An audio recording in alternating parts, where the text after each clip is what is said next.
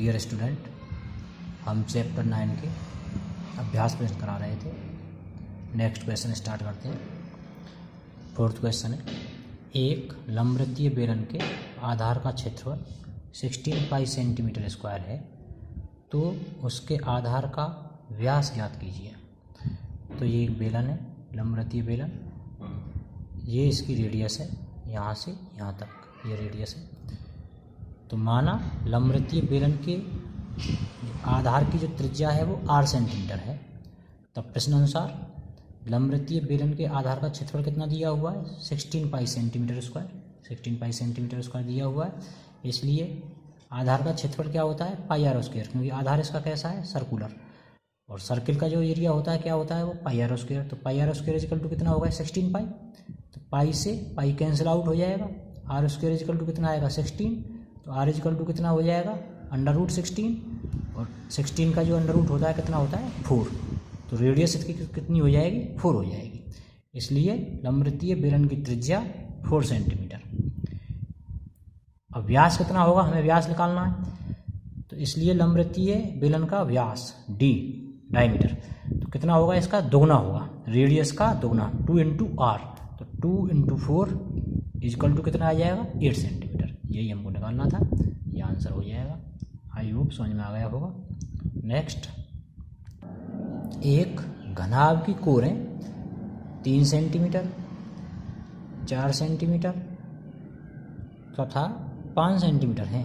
घनाभ का पृष्ठ तथा आयतन ज्ञात कीजिए। तो ये घनाभ है, ये इसकी लेंथ है, ये ब्रेथ है, और ये इसकी हाइट है। हमने इसको मान लिया L, इसको मान लिया B, और इसको मान लिया H।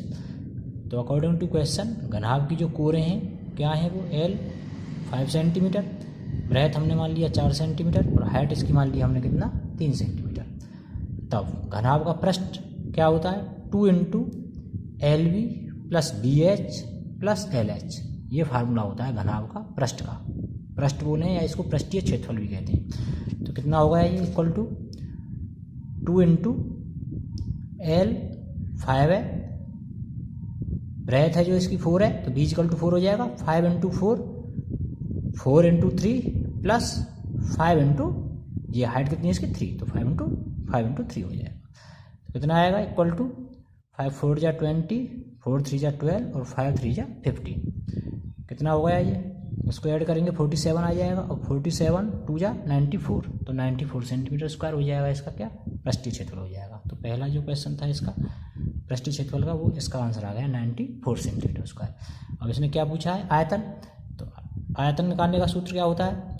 Length × breadth × height.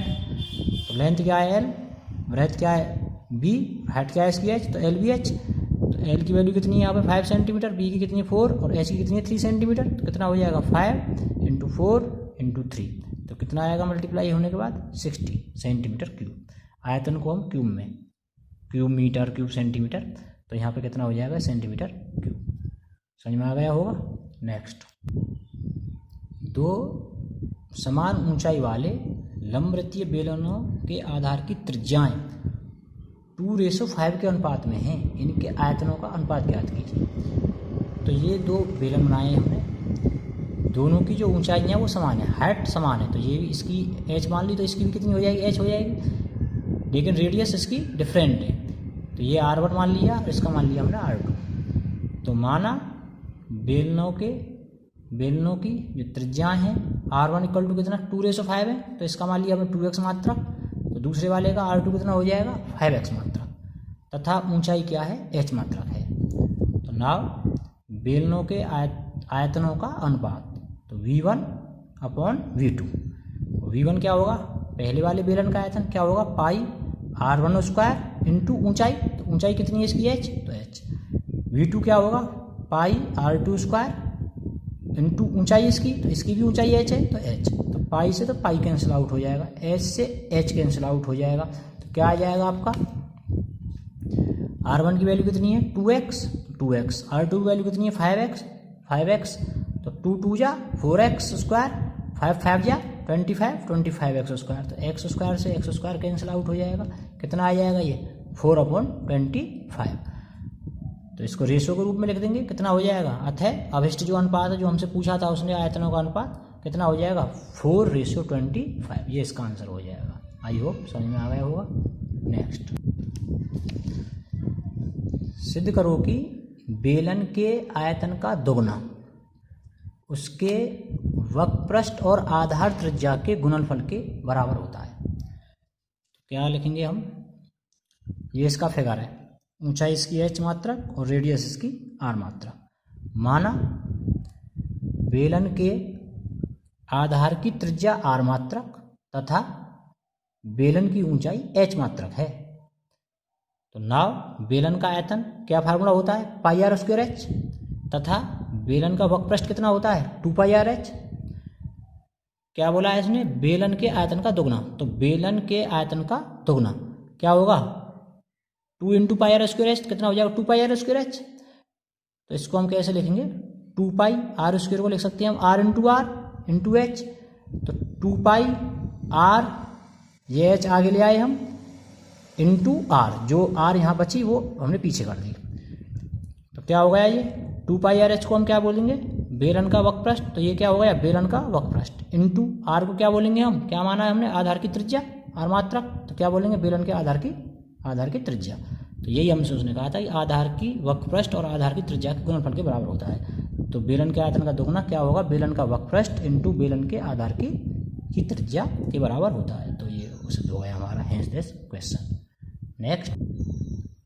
Next है, एक घन का संपूर्ण पृष्ठ व आयतन ज्ञात कीजिए यदि उसकी भुजा 5 मीटर है। तो ये हमारा घन है। घन और घनाभ में अंतर इतना होता है कि घनाभ में लंबाई चौड़ाई और ऊंचाई डिफरेंट होती है, इसमें लंबाई चौड़ाई ऊंचाई तीनों बराबर होती हैं। जो लेंथ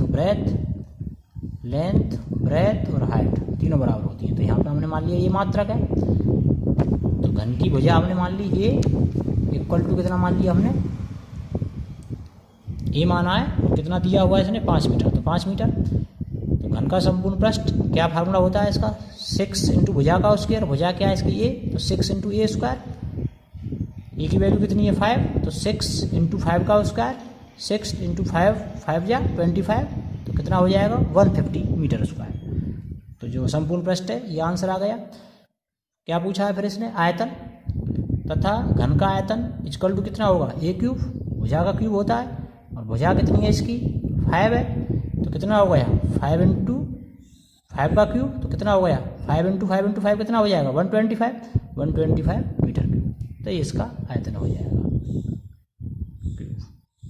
आई होप समझ में आ गया होगा। Thank you.